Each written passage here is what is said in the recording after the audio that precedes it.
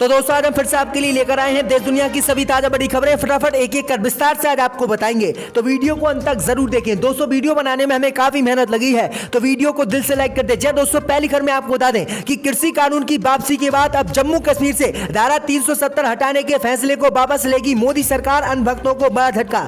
वहीं आपको बताएंगे दोस्तों की प्रधानमंत्री मोदी के ऐलान के बाद भी लखनऊ में 22 नवंबर को होगी किसानों की महापंचायत। किसान बोले मोदी पर नहीं है हमें भरोसा। वहीं आपको बताएंगे दोस्तों की नैनीताल में कांग्रेस नेता सलमान खुर्शीद के घर पर हमला करना संघियों को पड़ा भारी, 4 लोगों को पुलिस ने किया गिरफ्तार। वहीं आपको बताएंगे दोस्तों की कृषि कानून वापसी के बाद अब किसानों पर दर्ज सभी मुकदमे वापस लेगी मोदी सरकार, किया ऐलान। वहीं आपको बताएंगे दोस्तों की बांग्लादेश के बाद अब त्रिपुरा में फिर से फैली हिंसा, बीजेपी टीएमसी कार्यकर्ताओं में झड़प, 19 लोग हुए घायल। वहीं आपको बताएंगे दोस्तों की इजराइल को लगा बड़ा झटका, देश के रक्षा मंत्री के घर तक पहुंचे ईरान के जासूस सफाई कर्मी हुआ गिरफ्तार। तो सभी खबरों को आपको एक एक कर बताने वाले हैं। वीडियो को लाइक कर चैनल को सब्सक्राइब कर दें और हमें कमेंट में बताएं कि प्रधानमंत्री मोदी ने जो तीनों कृषि कानून वापस लेने का फैसला लिया है वो ठीक है या फिर नहीं। इसी बीच पर तो दोस्तों अगली खबर की ओर, तो अन्य भक्तों को लग सकता है एक और बड़ा झटका। कृषि कानून की तरह जम्मू कश्मीर से अनुच्छेद 370 वापस ले सकती है मोदी सरकार। जय दोस्तों आपको बता दें ये बड़ी खबर सामने निकल कर आई दोस्तों की कल अचानक प्रधानमंत्री मोदी ने तीनों कृषि कानूनों को वापस लेकर अन्य भक्तों को बड़ा झटका दिया। लेकिन आपको बता दें कि कृषि कानून वापस लेने के बाद अब जम्मू कश्मीर से अनुच्छेद 370 हटाने के फैसले को भी मोदी सरकार वापस ले सकती है और आरएसएस सहित हिंदू संगठनों को बड़ा झटका दे सकती है। दरअसल आपको बता दें कि इसी को लेकर कांग्रेस नेता गुलाम अहमद मीर ने इस पर अपना बड़ा बयान दिया है। गुलाम अहमद मीर ने कहा है कि जिस तरह से प्रधानमंत्री मोदी ने किसानों के विरोध के चलते कृषि कानूनों को वापस लिया, इसी तरह से प्रधानमंत्री मोदी जम्मू कश्मीर से जो अनुच्छेद 370 हटाया है उस फैसले को भी वापस ले। कांग्रेस नेताओं ने कहा है कि जिस तरह से प्रधानमंत्री मोदी ने कृषि कानून के विरोध के चलते मोदी सरकार ने यह फैसला वापस लेना पड़ा, इसी तरह से अनुच्छेद 370 का भी देश में लगातार विरोध हो रहा है। पूरा जम्मू कश्मीर इसका विरोध करा है, इसलिए प्रधानमंत्री मोदी को इसको भी वापस लेना चाहिए। भाई आपको बता दें कि कांग्रेस नेताओं ने यह बड़ी मांग की है। देखते हैं कि मोदी सरकार तीनों कृषि कानून की तरह अनुच्छेद 370 और 35 से जम्मू कश्मीर से वापस लेती है या फिर नहीं। आपकी क्या राय, जम्मू कश्मीर से अनुच्छेद 370 वापस मोदी सरकार को लेना चाहिए या नहीं, हमें कॉमेंट में जरूर बताएं। इसी बीच पर तो दोस्तों अगली खबर की ओर, तो प्रधानमंत्री मोदी के कृषि कानून वापस लेने के बाद भी लखनऊ में 22 नवंबर को होगी किसानों की महापंचायत, कहा मोदी अमित शाह पर नहीं हमें भरोसा।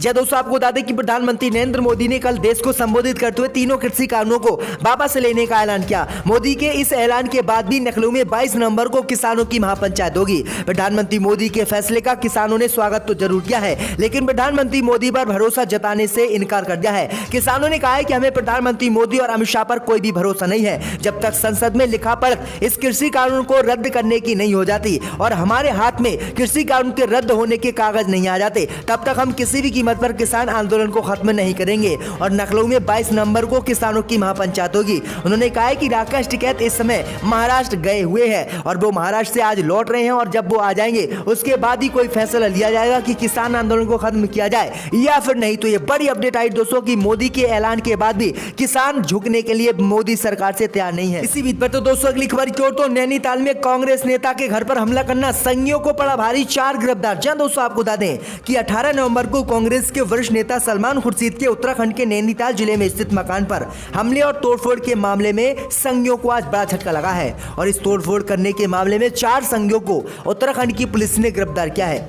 दरअसल आपको बता दें कि बीते दिनों उन्होंने अयोध्या पर एक किताब लिखी थी। इस किताब में उन्होंने हिंदुत्व की तुलना ISI और बोको हराम जैसे चरमपंथी संगठनों से की थी। इसी के बयान के बाद उनका काफी पूरे देश में विरोध हुआ था। लेकिन आपको बता दें कि इसी मामले के बाद नैनीताल स्थित उनके घर में कुछ लोगों ने तोड़फोड़ की थी और इस मामले में अब 4 संघियों को गिरफ्तार किया गया है। अब देखते हैं आगे क्या कार्रवाई इन पर की जाती है। तो दोस्तों अगली खबर की ओर, तो मध्य प्रदेश में शराब पर लगेगा गाय टैक्स, कई और सेवाओं पर शुल्क लेगी बीजेपी सरकार। जय दोस्तों आपको बता दें कि मध्य प्रदेश की बीजेपी सरकार अब शराब पर सरचार्ज लगाने जा रही है। साथ ही स्थानीय निकायों द्वारा दी जाने वाली कुछ अन्य सेवाओं पर भी शुल्क लगाया जाएगा। इससे मिलने वाले पैसे को प्रदेश में गौशालाओं की देखरेख में खर्च बीजेपी सरकार मध्य प्रदेश में करने वाली है। वहीं आपको बता दें कि मध्य प्रदेश में जो लोग भी शराब पीते हैं, अब शराब पीने वाले लोगों पर गाय टैक्स लगाया जाएगा और इस टैक्स से जो भी पैसा वसूला जाएगा उससे शिवराज सरकार यानी मध्य प्रदेश की बीजेपी सरकार गायों पर खर्च करेगी। तो ये बड़ी अपडेट आ रही है। इसी बीच बढ़ते दोस्तों अगली खबर की ओर तो कृषि कानून वापसी के बाद अब किसानों के खिलाफ दर्ज मुकदमे भी वापस लेगी मोदी सरकार। जी दोस्तों आपको बता दें कि केंद्र के 3 नए विवादित कृषि कानूनों को वापस किए जाने की घोषणा के बाद अब किसानों के खिलाफ दर्ज मुकदमे भी वापस लिए जाएंगे। हरियाणा की बीजेपी सरकार सबसे पहला ये काम करने वाली है। दरअसल आपको बता दें कि हरियाणा में जिस तरह से किसानों ने आंदोलन किया, उस आंदोलन के खिलाफ हजारों किसानों पर बीजेपी सरकार ने मुकदमे दर्ज किए और लगभग 500 से 600 किसानों को कई बार गिरफ्तार भी हरियाणा की बीजेपी सरकार ने कराया। लेकिन आपको बता दें कि अब प्रधानमंत्री मोदी ने तीनों कृषि कानूनों को ही वापस ले लिया है, जिसके बाद हरियाणा की बीजेपी सरकार ने संकेत दिया है कि कृषि कानून के खिलाफ जिन किसानों ने आंदोलन किया था और आंदोलन में जो हिंसा हुई थी, उस मामले में जितने भी किसानों पर मुकदमे दर्ज हैं, उन सभी मुकदमों को हम वापस लेंगे। तो किस तरह से बीजेपी सरकार अब झुकने किसानों के सामने लगी है। इसी बीच पर तो दोस्तों अगली खबर की ओर तो आम आदमी पार्टी ने मोदी सरकार पर लगाया आरोप, कहा हमें करतारपुर कॉरिडोर जाने की नहीं दी इजाजत। जी दोस्तों आपको बता दें कि करतारपुर कॉरिडोर को लेकर आज आम आदमी पार्टी ने बीजेपी पर गंभीर आरोप लगाए हैं। आम आदमी पार्टी के नेता राघव चड्ढा ने आरोप लगाया है कि कांग्रेस पार्टी के प्रतिनिधिमंडल को करतारपुर कॉरिडोर जाने की केंद्र की मोदी सरकार ने इजाजत दी, लेकिन आम आदमी पार्टी के प्रतिनिधिमंडल को करतारपुर कॉरिडोर जाने की बीजेपी ने इजाजत नहीं दी।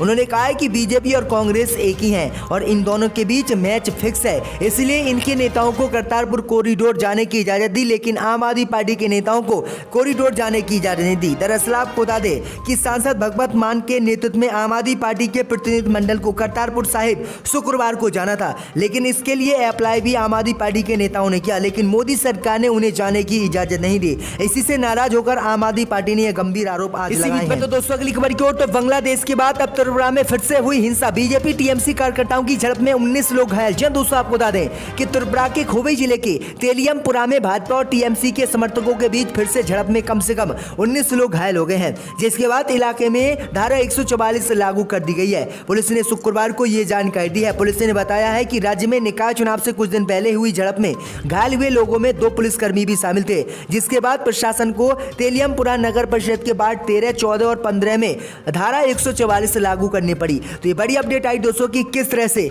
जो है हिंसा लगातार त्रिपुरा में हो रही है। बीते दिनों मुसलमानों की मस्जिद सहित मुसलमानों के घरों पर विश्व हिंदू परिषद के कार्यकर्ताओं ने हमला किया था और हिंसा भड़की थी। उसके बाद अब टीएमसी कार्यकर्ताओं पर ये हमले बीजेपी के कार्यकर्ताओं ने किए। तो दोस्तों अगली खबर की ओर तो विधानसभा में पत्नी की बेइज्जती पर फूट फूट कर रोए पूर्व मुख्यमंत्री चंद्रबाबू नायडू, कहा अब सीएम बनने के बाद ही सदन में लौटूंगा।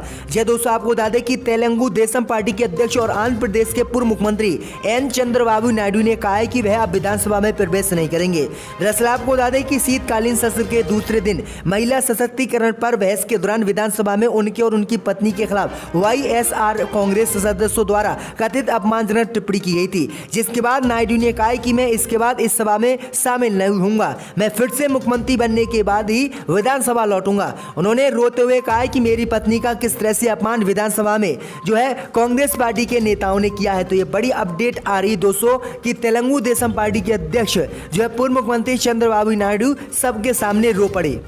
इसी बीच बढ़ते दोस्तों अगली खबर की ओर तो इजराइल को बड़ा झटका, देश के रक्षा मंत्री के घर तक पहुंचे ईरान के जासूस। जी दोस्तों आपको बता दें ये बड़ी खबर सामने निकल कर आई दोस्तों की खुफिया एजेंसी मोसाद के दम पर दुनिया भर में अपनी ताकत का लोहा मनवाने वाले इजराइल को ईरान ने बड़ा झटका दिया है। इजराइल के रक्षा मंत्री बेनी गैजेट के घर पर काम करने वाले एक शख्स पर ब्लैक शैडो हैकर्स के लिए जासूसी के आरोप लगे हैं, जो कथित तौर पर ईरान से जुड़ा ग्रुप है। इजराइल के न्याय मंत्रालय ने बताया है कि सेंट्रल शहर लौद के 37 साल के निवासी ओमरी गौरव चस्ली की 4 नंबर को गिरफ्तारी हुई है।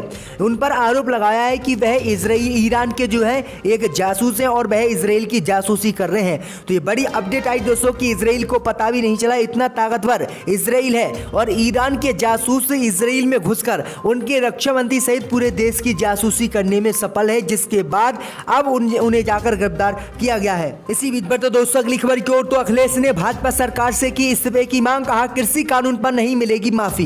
जब दोस्तों आपको बता दें कि किसान आंदोलन के दबाव में क्षमा मांगते हुए प्रधानमंत्री मोदी ने तीनों कृषि कानूनों को वापस लेने का फैसला लिया।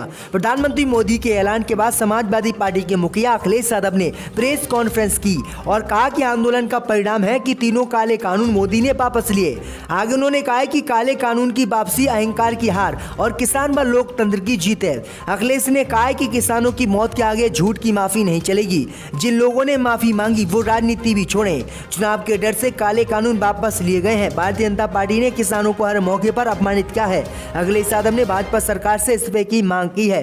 तो ये बड़ी अपडेट आई दोस्तों कि अखिलेश यादव एक बार फिर से एक्टिव यूपी में हो गए हैं। आप ही के और हमारे बीच के लोगों ने कौन सी कोशिश नहीं